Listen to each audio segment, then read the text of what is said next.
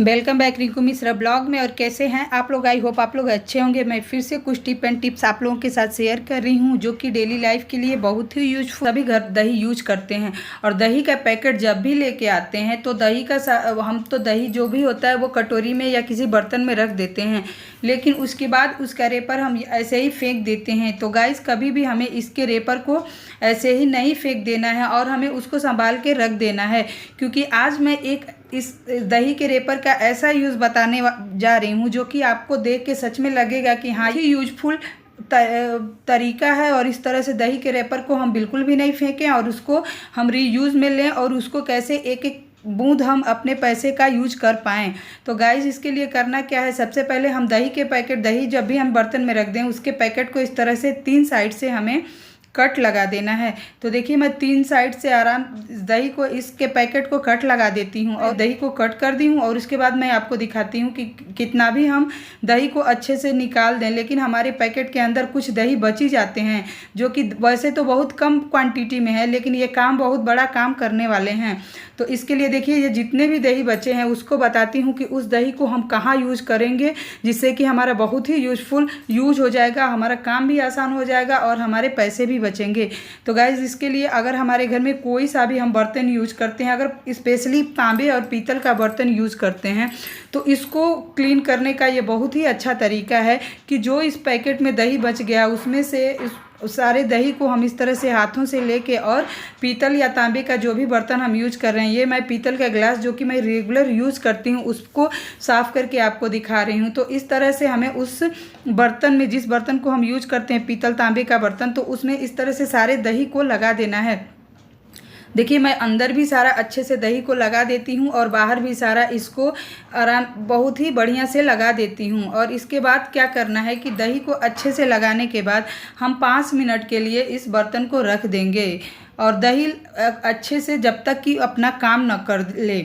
और इस तरह से ये हमारे बहुत ही बर्तन को बिल्कुल नए के जैसा बना देगा। अब देखिए, अब हमें इसके बाद हमें इसमें जो तांबे का गिलास है इसमें कुछ नहीं करना है, बस हाथों से ही हमें थोड़ा सा मलना है और बहुत तेज़ नहीं मलना है। हल्के हाथों से भी अगर मलेंगे ना तो जो दही में एसिड होता है उसके वजह से जो रिएक्शन होता है उसके वजह से हमारे तांबे पीतल के बर्तन बहुत ही अच्छे से बिल्कुल नए के जैसे हो जाते हैं और बिल्कुल चमक जाते हैं। और गाइज, और इसको तांबे और पीतल के बर्तन को क्लीन करने के लिए जो मार्केट में पीताम्बरी या हम और चीज़ लेके आते हैं तो वो काफ़ी महंगे भी मिलते हैं और उससे हमारे हाथ भी ख़राब हो सकते हैं, लेकिन इससे कोई भी हमारे हाथों को भी साइड इफ़ेक्ट नहीं। इससे हमारा हाथ भी साफ़ होता है और हमारे बर्तन भी दही से बिल्कुल साफ़ हो जाते हैं। तो देखिए, मैं हाथों से मल रही हूँ और मलने के बाद फिर दिखाती हूँ कि ये हमारे गिलास को कितना नया बना दिया। और इस तरह से जब गिलास को हम साफ़ करते हैं तो वो, या बर्तन को साफ़ करते हैं तो वो दोबारा जल्दी काला नहीं होता है और फिर ऐसे ही कई दिनों तक इस तरह से साफ़ और चमकता हुआ दिखता है। तो देखिए, मैं अच्छे से मल दी हूँ और उसके बाद मैं साफ़ पानी से उसको रेगुलर पानी से धो दी हूँ और मैं इसको टिश्यू पेपर से साफ़ करके फिर आपको दिखाती हूँ कि देख सकते हैं ये मेरा अंदर और बाहर गिलास कितना अच्छे से चमक गया। तो गाइज, कभी भी दही के रेपर को आप भी मत फेंकिएगा और जो थोड़ी थोड़ी चीज़ें बच जाती है उसको हम दोबारा यूज करके बहुत अच्छे काम में ले सकते हैं। तो आई होप ये तरीका आपके लिए यूजफुल भी होगा और आपको अच्छा भी लगा होगा। और चैनल पे नए हैं तो गाइज प्लीज़ चैनल को सब्सक्राइब कर दीजिएगा। और चलिए चलती हूँ अपने नेक्स्ट टिप के तरफ। नेक्स्ट टिप जो है वो हमारा नेट बैग को लेके है। मार्केट से नेट बैग लेके हम आते हैं, क्योंकि जब फल सब्जियां वगैरह हम इकट्ठा लेके आते हैं तो अधिकतर फल वगैरह जो होते हैं वो हमको नेट बैग में मिल जाते हैं। तो इस तरह के नेट बैग अगर आपको मिलता है ना तो आप उसको संभाल के रखिए, बिल्कुल मत फेंकिए, क्योंकि इसका भी हम बहुत अच्छे से दोबारा रीयूज करने वाले हैं। जब भी हम साग, कोई सा भी भाजी साग हम धोते हैं तो इस तरह से पत्ते वाली चीज़ें जब हम पानी में डाल के धोते हैं तो ये पानी में फैल जाता है और उसके बाद कितना भी अच्छे से हम उसको उठा के क्लीन करें, लेकिन जब हम उसके पानी को डालते हैं या किचन बेसिन में डालें या जहाँ भी हम साफ़ करते हैं तो कुछ पत्ते फैल जाते हैं, जो कि हमारा काम बढ़ा देता है। तो अगर इस नेट बैग को यूज़ करके मैं आपको दिखाती हूँ कि इस नेट बैग का यूज़ से अगर हम धोएंगे तो हमारा काम बिल्कुल भी आसान हो जाएगा और हमारा समय भी बच जाएगा और हमारा काम नहीं बढ़ेगा और हम बहुत ही कम टाइम में अपना काम निपटा सकते हैं। तो गाइज़, देखिए मैं क्या कर रही हूँ, जो भी हमारे साग को अपने तोड़ के रखा हुआ है उसको सारा मैं इस नेट बैग में भर देती हूँ। तो देखिए सारी जो भाजी थी मैं अच्छे से सारे को ही नेट बैग में डाल दी हूँ। और उसके बाद हमें क्या करना है, ऊपर से एक गांठ लगा दें है, तो आप गांठ भी लगा सकते हैं। और इसके बाद हम इसको ले चलती हूँ और फिर दिखाती हूँ कि हम किस तरह से इसको धोएंगे। अब हमारा काम देखिए, जितना हमारा टाइम लगने वाला था, जितनी हमारी एनर्जी लगने वाली थी, वो बिल्कुल उसके आधा लगेगी और हमारा काम बहुत ही मिनटों में हो जाएगा। तो देखिए अब क्या करना है, किसी भी बड़े बर्तन में जिसमें हमें इसको क्लीन करना है, पानी भरते जाना है और इस तरह से इस नेट बैग की मदद से इसको हमें साफ़ करते जाना है। और इसमें हमें देखिए हमारे जो साग के पत्ते हैं वो बिल्कुल भी नहीं फैल रहे हैं, बहुत ही आराम से जो भी साग में मिट्टी गंदगी या जो भी कुछ है वो बहुत अच्छे से साफ़ भी हो जाएगा। जो मिट्टी के पार्टिकल होते हैं छोटे मोटे होते ही हैं सब्जियों में, वो भी बड़े आराम से नीचे चला जा रहा है। और देखिए बिल्कुल भी पत्ते नहीं फैले हैं और बहुत ही आसानी से ये क्लीन हो गया। और इसके बाद 2-3 बार, जितनी बार भी हमें क्लीन करना है, हम इस तरह से क्लीन कर सकते हैं। और अलग से इसको हमें छानने की या इधर उधर करने की ज़रूरत बिल्कुल भी नहीं पड़ी है और नहीं पड़ेगी। तो गाइस इस तरह से आप भी चाहें तो बिल्कुल भी आप इस नेट बैग को यूज़ करके और अपना काम आसान कर सकते हैं। और मैं देखिए ये दूसरी बार धो रही हूँ। इस तरह से 2-3 बार हमें अच्छे से धो लेना है। और धोने के बाद क्या करेंगे, जब भी हमको लगे कि हमारा साग बिल्कुल साफ़ हो गया, उसमें से कोई मिट्टी के पार्टिकल या कोई भी गंदगी नहीं आ रही है या कुछ भी इसमें से एक्स्ट्रा चीज़ नहीं निकल रहा है, पानी बिल्कुल साफ़ आ रहा है, तो आप इस तरह से नेट बैग को उठा के कहीं भी आप हैंग कर दीजिए। किचन में ही, वहाँ बेसिन के सामने ही आपको कुछ अगर हैंग करने वाला है तो उसमें आप इस तरह से हैंग कर दीजिए। और देखेंगे कि सारे जितने भी पानी है, सारे पानी इसमें से, साग में से ऑटोमेटिक सारे पानी निकल जाएंगे और हमारा साग बनाने के लिए बिल्कुल रेडी हो जाएगा। तो आप देखिए इस तरह से नेट बैग के यूज़ से हमारा काम बिल्कुल भी कितना आसान हो गया और बिल्कुल भी मिनटों में हम साग को क्लीन कर लिए हैं के तरफ जो कि। और इसी के साथ जो नेक्स्ट टिप है वो हमारा